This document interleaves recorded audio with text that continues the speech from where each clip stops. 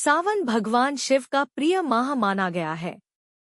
इस दौरान जहां भगवान विष्णु योग निद्रा में होते हैं, ऐसे में सृष्टि की रक्षा का पूरा भार भगवान शिव पर रहता है, जिसके चलते भक्त इस समयावधि में भगवान शिव को प्रसन्न करने के लिए पूरे माह उनकी पूजा आराधना करते हैं। आदिपंच देवों सहित त्रिदेवों में से एक भगवान शिव अत्यंत भोले हैं, जिसके चलते वे भक्तों पर तुरंत प्रसन्न होकर उन्हें आशीर्वाद देते हैं।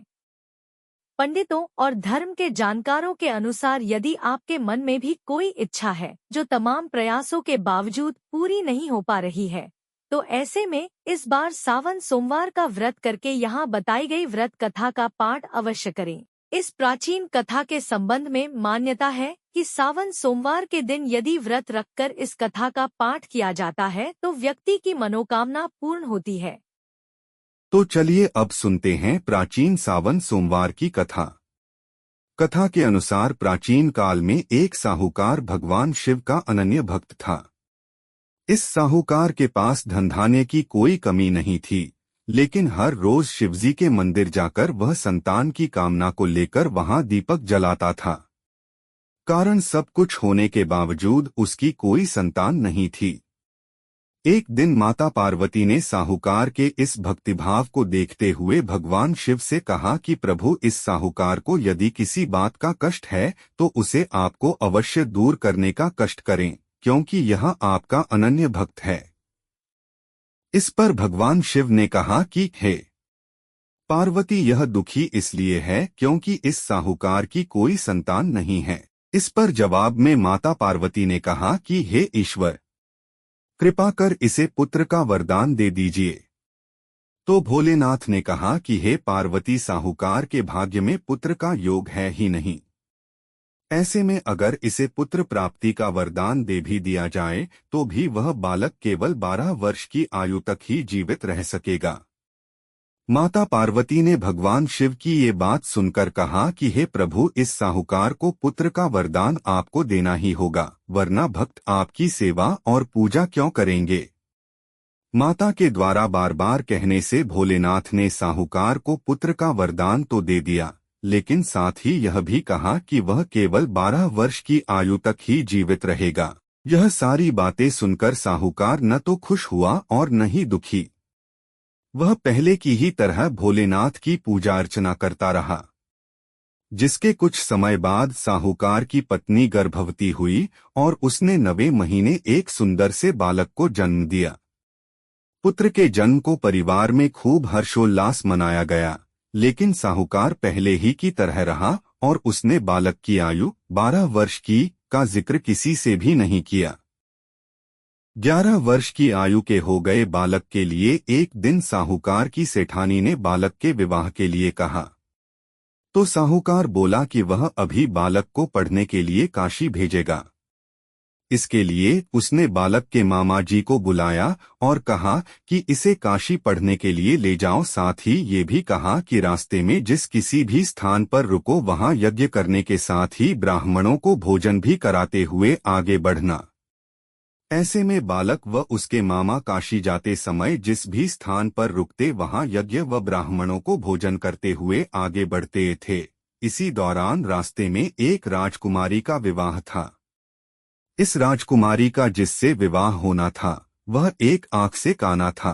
तो राजकुमारी के पिता ने जब अति सुंदर साहूकार के बेटे को देखा तो उसने मन में सोचा कि क्यों न घोड़ी पर बिठाकर सारे कार्य शादी के इसे ही संपन्न करा लिए जाएं।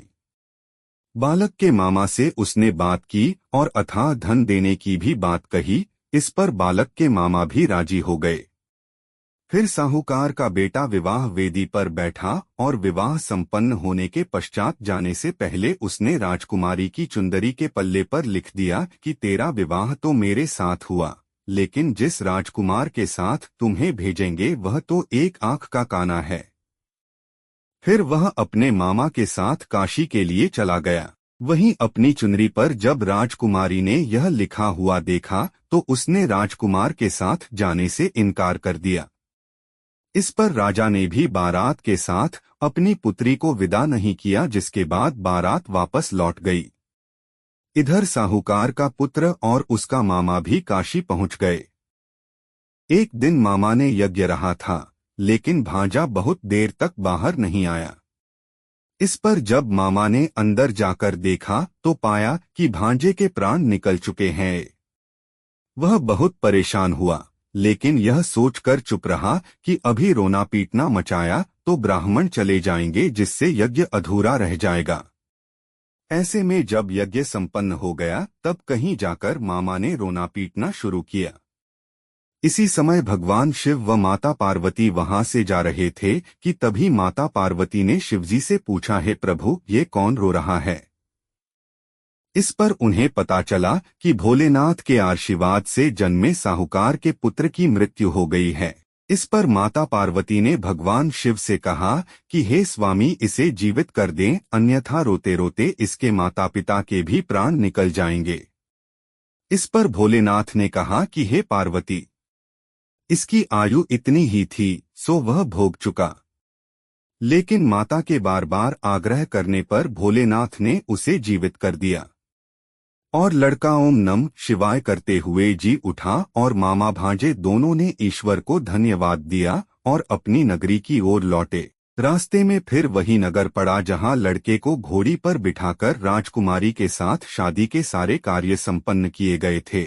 यहाँ राजकुमारी ने उन्हें पहचान लिया। तब राजा ने राजकुमारी को साहूकार के बेटे के साथ बहुत सारे धनधान्य के साथ विदा किया।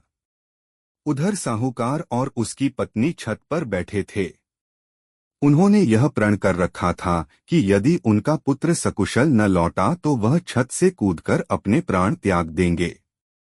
तभी लड़के के मामा ने आकर साहूकार के बेटे और बहू के आने का समाचार सुनाया, लेकिन वे नहीं माने तो मामा ने शपथ पूर्वक कहा। तब कहीं जाकर दोनों को विश्वास हुआ और दोनों ने अपने बेटे बहू का स्वागत किया। उसी रात साहूकार को स्वप्न में शिवजी ने दर्शन दिया और कहा कि तुम्हारे पूजन से मैं प्रसन्न हुआ। इसी प्रकार जो भी व्यक्ति इस कथा को पढ़ेगा या सुनेगा उसके समस्त दुरुख दूर हो जाएंगे और मनोवांछित सभी कामनाओं की पूर्ति होगी।